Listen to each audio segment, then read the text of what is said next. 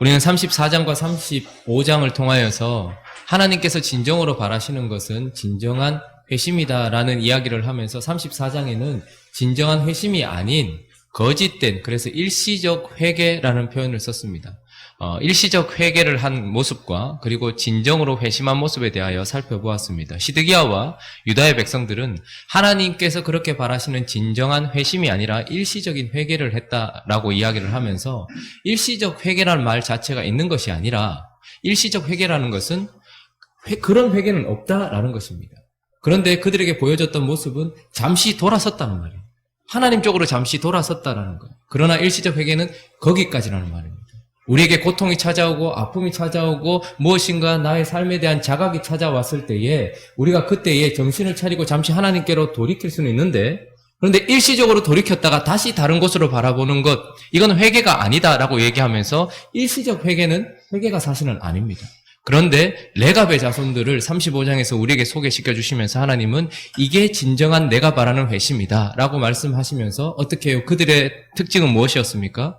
하나님께로 돌이켰습니다. 선조들의 말을 듣고서 하나님께로 돌이켰어요. 이것은 시드기야에게도 유다 백성들에게도 있었던 특징이지요. 돌이킴이 있단 말입니다. 그런데 일시적 회개와 진정한 회심의 차이는 바로 그 이후에, 돌이킨 자를 바라보면서 살아가는 삶이 있더라라는 것입니다. 그러니까 진정한 회심이라는 것은 돌이킨 그 대상을 향하여서, 그래서 어제는 그런 표현을 했죠. 진정한 회심 속에는 돌이킨 대상의 명령, 그 명령의 완전한 순종의 모습이 드러난다라는 것과 돌이켜서 바라보고 있는 그분에 대한 약속을 신실하게 지키는 모습으로 나타난다, 이렇게 말씀을 드리면서 진정한 회심은 무엇인가? 그것은 바로 돌아서는 것과 함께 돌아선 이후에 바라본 그 대상이신 하나님을 향해 나아가는 이어지는 삶이 있을 때에 그것을 진정한 회심이다라고 이야기를 하는 것입니다. 자, 그러면 우리가 가끔씩 돌이킬 때가 있어요. 우리 삶 속에서 가끔씩 하나님께로 돌이킬 때가 있어요. 그런데 다시 돌아가지 아니하고 돌이킨 그 대상을 향하여서 그 하나님의 명령에 완전한 순종을 드리고 그리고 하나님께 드린 그 약속을 지키는 그 신실함의 동인이 무엇입니까? 도대체 무엇이 그런 삶을 계속해서 이어지게 만드냐 하는 것입니다. 내가 정신을 차리고 하나님께 돌이키고 일시적인 회개를 넘어서 진정한 회심으로 하나님 앞에 나아가서 하나님을 향한 삶이 이어지도록 만드는 그 원인이 무엇이냐는 거예요. 그건 바로 믿음이다라고 성경은 끊임없이 이야기를 합니다. 우리 히브리서 11장 1절 찾지 마시고 한번 외워볼까요? 히브리서 11장 1절. 믿음은 바라는 것들의 실상이요 보이지 않는 것들의 증거니. 그러니까 믿음이라는 것이 우리의 삶을 계속해서 이어나가게 만들어주는 힘이요 근원이요 근육이다, 이렇게 이야기를 하고 있습니다.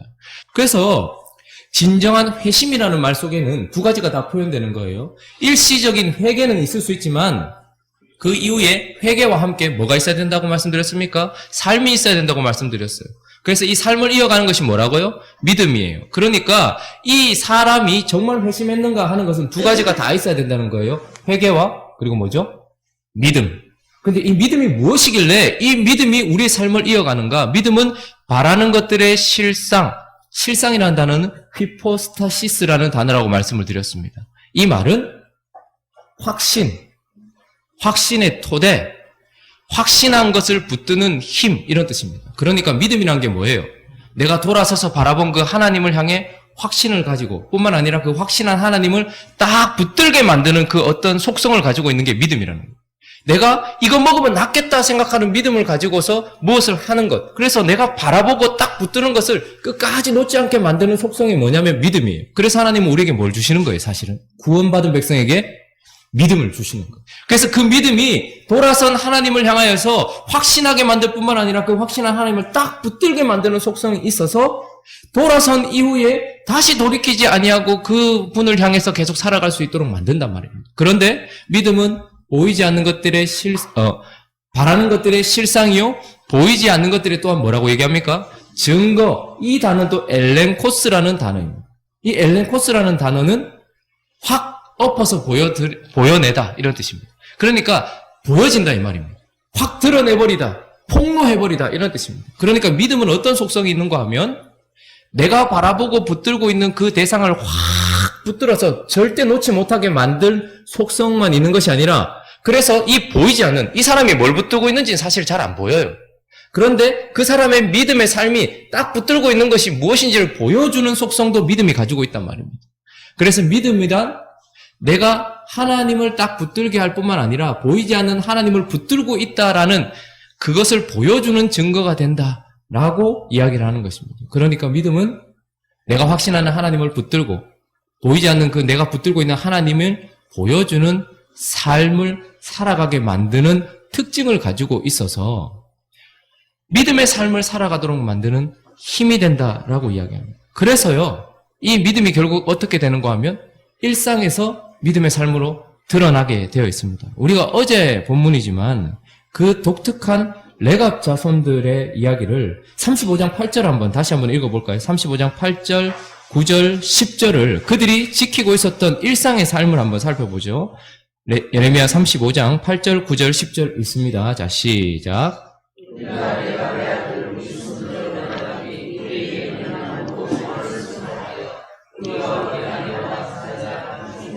포도주를 마시지 아니하며 살집도 짓지 아니하며 포도원이나 밭이나 종자도 가지지 아니하고 장막에 살면서 우리 선조 요나답이 우리에게 명령한 대로 다 지켜. 자, 레갑의 아들 우리 선조 요나답이 이야기했던 이 레갑의 족속들, 레갑의 후손들은 하나님을 통하여 받았던 요나답의 어떤 유지를 지켜서 그들의 삶이 있었는데 평생 동안 포도주를 마시지 않는 삶으로. 그러니까 그들의 일상이 그냥 참 독특한 인간들이네 이렇게 생각할 수 있었겠지만 그러나 그들은 어떻게 해요? 포도주를 마시지 않는 삶으로 드러났고 집도 짓지 않았어요.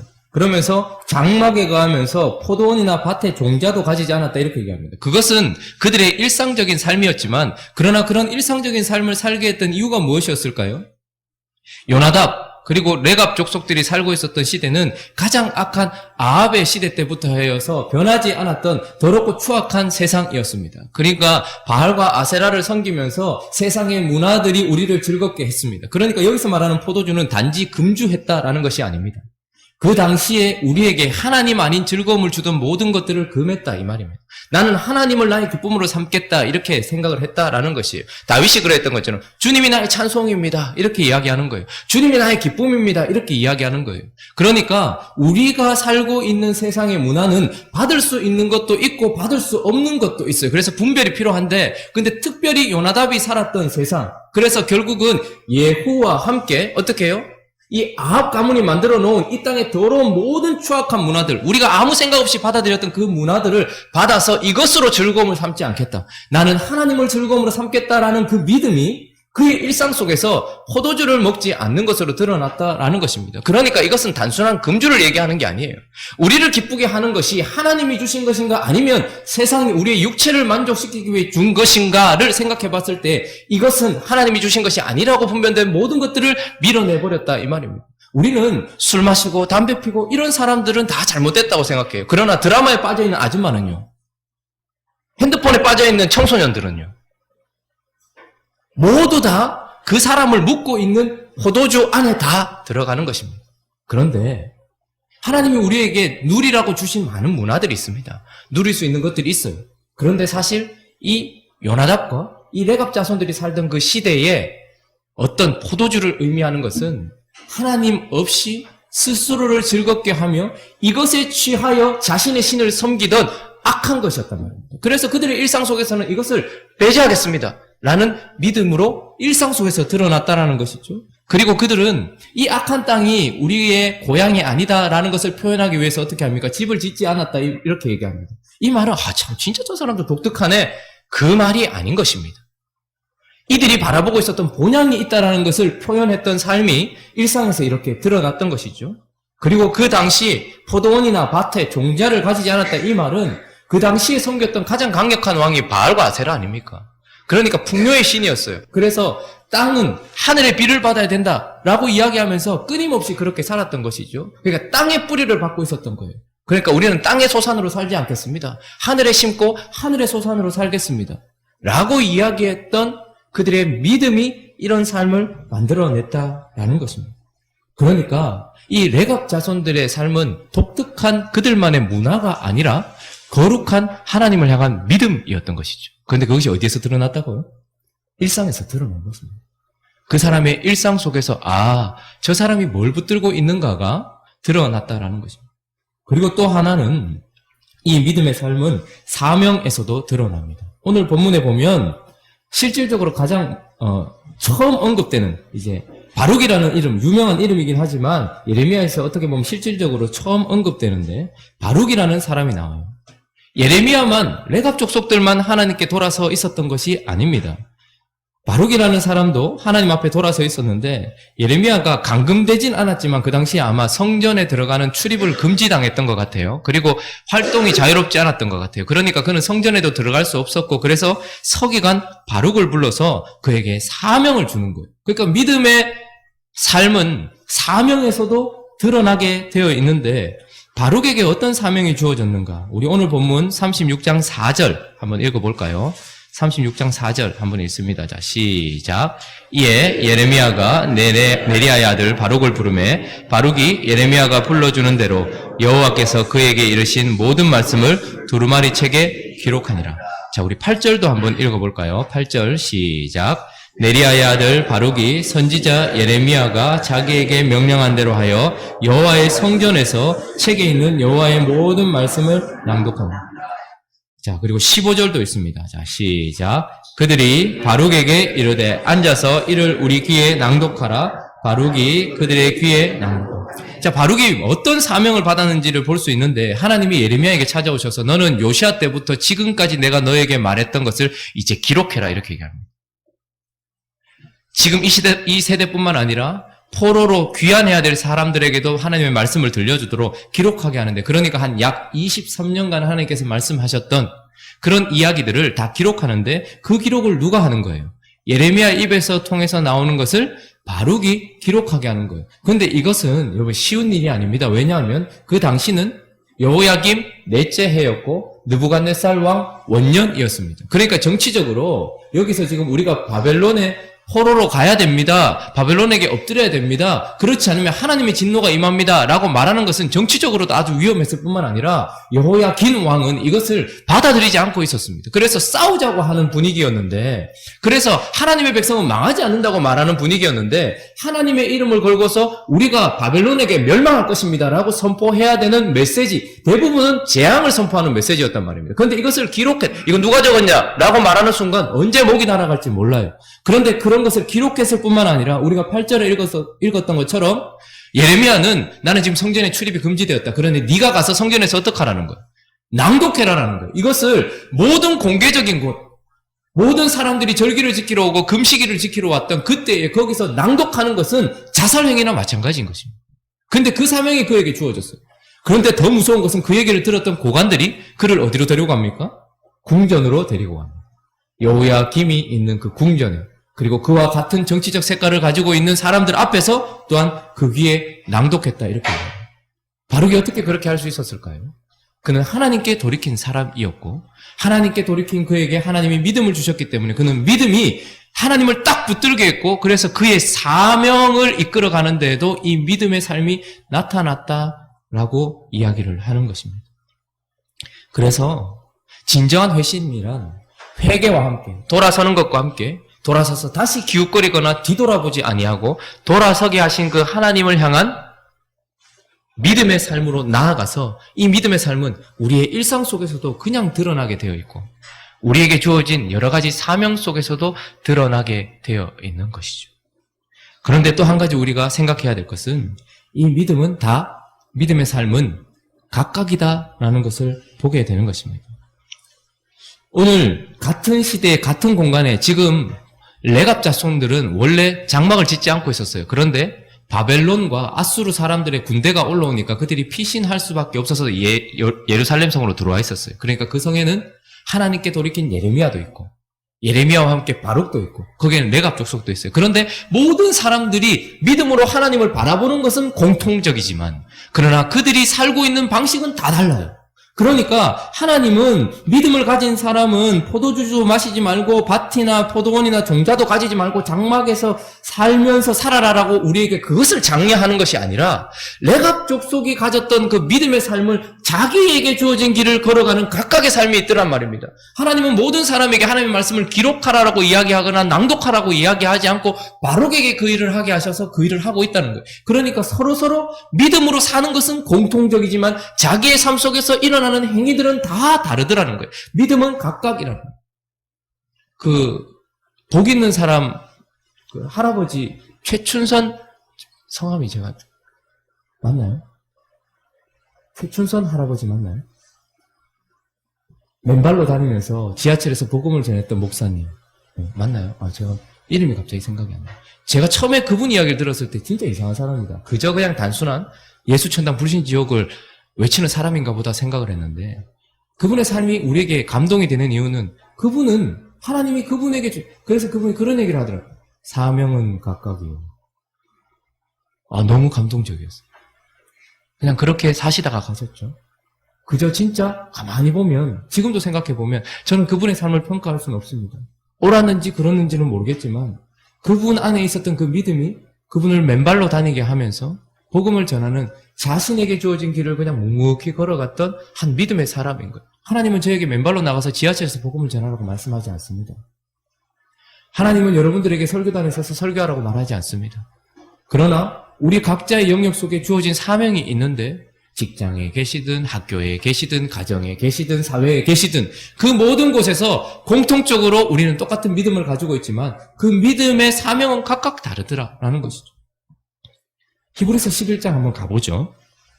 히브리서 11장 우리 7절부터 한번 보죠.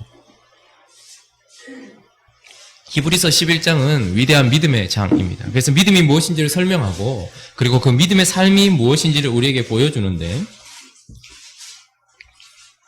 히브리서 11장 7절에 보면 이 믿음으로 노아가 어떻게 했습니까? 노아는 아직 보이지 않는 일에 경고하심을 받아 경외함으로 뭘 했어요? 방주를 준비. 왜 노아가 방주를 몇 년 동안 만든 줄 아십니까? 120년입니다.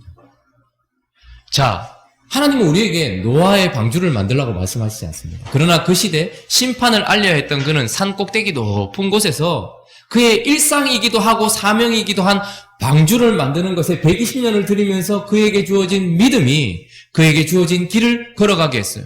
각각인 것입니다. 노아는 그것을 하나님께 받았기 때문에 그래야 했습니다.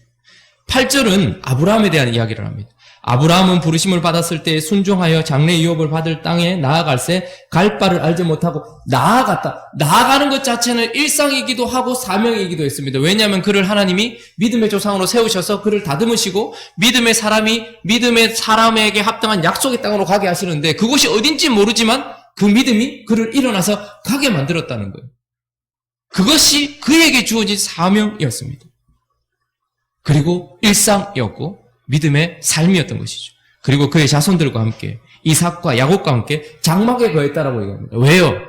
그들은 발붙일 땅 하나 받지 못했습니다. 그 좋은 우르에서 나와가지고 자기 땅도 없이 장막에 가고 있었지만 그것을 통하여서 아브라함과 이삭과 야곱과 그의 자손들은 영원한 땅을 바라보고 있구나라는 것을 보여주기 위한 믿음의 각각의 길을 걸어갔다라는 것입니다. 사라는 자녀를 낳지 못했습니다. 그러나 11절에 보니까 사라 자신도 나이가 많아 단산하였으나 잉태할 수 있는 힘을 얻었다. 믿음이. 그래서 그는 믿음으로 계속해서 아들을 기다리고 있는 것. 우리가 볼 때는 저 뭐하노 싶을지 모르겠지만 그러나 하나님은 우리가 끝이 났을 때 하나님의 시작전부터 시작하여 아브라함과 사라가 끝이 난 그 상황 속에서 하나님을 통하여서 약속의 아들 이삭을 주시어서 그를 통하여서 하나님의 백성들을 만들어내시는 이 일에 그냥 사라는 아들 놓는 것이 그의 인생의 사명이었을 뿐만 아니라 아들을 가지는 것이 믿음으로 아들을 가지는 것이 그의 일상이었던 것이고 그에게는 그렇게 아들을 가지기 위하여 기도 평생 하고 그 아들 키우는 것이 그의 사명이었던 것이죠.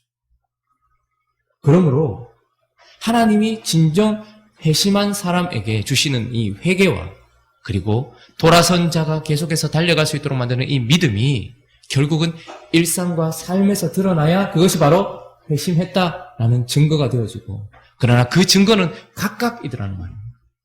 저는 우리가 똑같은 삶을 살기를 원하지 않습니다. 하나님은 너무나 다양하신 분이고 우리에게 다양한 삶을 요구하고 계십니다. 우리의 종교적인 어떤 계율이나 나의 어떤 신앙적인 좁은 견해가 이 사람과 저 사람을 판단하지 않기를 원합니다. 그러나 우리가 한 가지 확실한 것은 우리 속에 똑같은 믿음을 가지고 있는 것. 먹는 자도 하나님을 위하여 먹고 먹지 않는 자도 하나님을 위하여 먹나니 우리 중에 사나 죽으나 하나님을 위하여 살지 자기 자신을 위하여 사는 자가 없도다라고 말하면서 각각의 믿음의 삶을 인정했던 바울처럼 오늘 이 시대를 살아갈 때에 바르게 사명을 받으셨습니까? 레갑족속처럼 살아야 될 사명을 받으셨습니까? 노아처럼, 아브라함처럼, 사라처럼 각각 다르지만 하나님이 우리에게 주신 이 믿음으로 그분을 바라보는 삶이 이어져서 회심의 증거를 보여줄 뿐만 아니라 하나님을 보여주는 인생. 그래서 자신만의 하나님을 독특한 문화가 아니라 거룩한 믿음으로 섬기며 거룩하게 하나님만 섬기는 우리 모두가 되기를, 행복한 우리 교회가 되기를 예수 그리스도의 이름으로 축원합니다.